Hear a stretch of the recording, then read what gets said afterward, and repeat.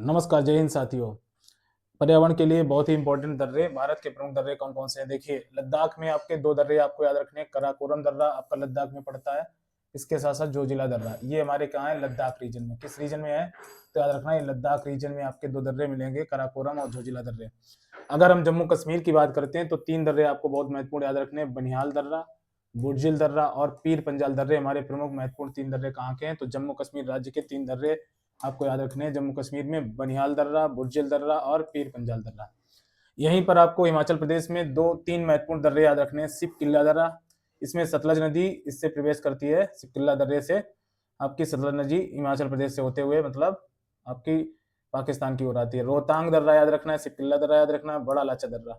बड़ा लाचा दर्रा, सिप किला और रोहतांग दर्रे तीनों महत्वपूर्ण दर्रे कहाँ है? हिमाचल प्रदेश राज्य के।